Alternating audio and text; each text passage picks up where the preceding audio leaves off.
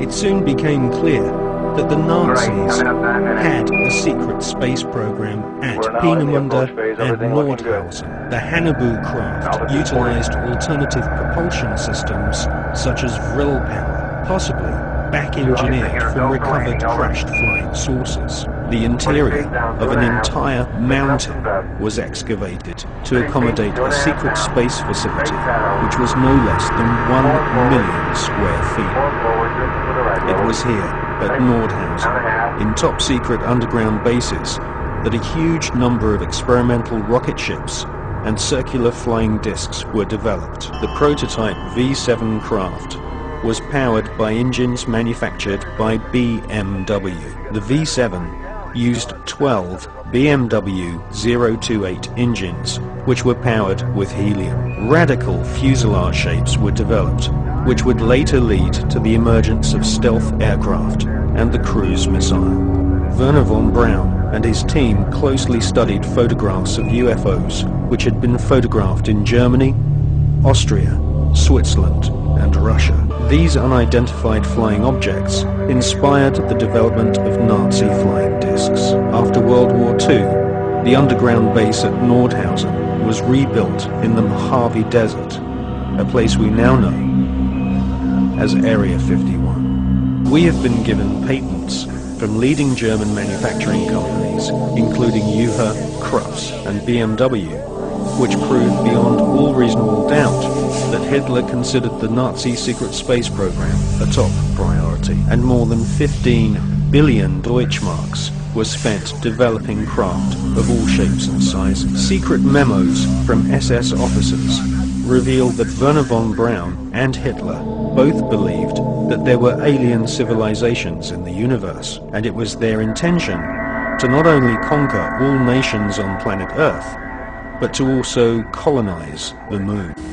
By 1939, the SS had already built its RFC-5, the first long-distance aircraft measuring more than 65 feet, and with the mysterious name Haunebu-1. Under tight security, the Haunebu-1 made its maiden flight, in all probability in August of 1939. Documents show that by 1941, the British had already found out about these top-secret SS experiments. My background includes remote sensing technology and the exploration of the UFO phenomena. Over the years, I've had the privilege of being a friend and colleague of the late American Naval Admiral Farney, who was instrumental in bringing many of the German scientists to the United States at the end of World War II.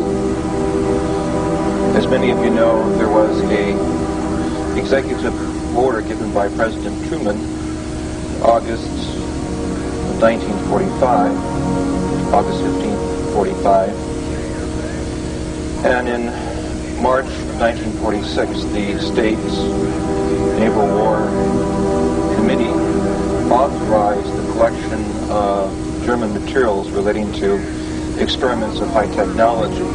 The first, the second, and the third prototypes of which we see here represent the most commonly seen and observed spacecraft worldwide since 1947. The documentation and personal experiences with many of the German fuel experts, however, suggest that as early as 1935, the Germans were aware that there was life and technology in the universe, and were at least indirectly aware of the possibilities of building their own saucer crafts, which would make them basically the first to have opened the window to contact with other areas of higher evolutionary intelligence. Yeah, I'll do it. Towards the end of 1942, the department SSE-4 allegedly began work on a new improved version of the Haunebu UFO, the Haunebu-2. This drawing shows the basic layout, including the power plant and fuselage. The exterior shape could vary. The dimensions of the Haunebu-2 varied from craft to craft, from an overall length of between 85 and 100 feet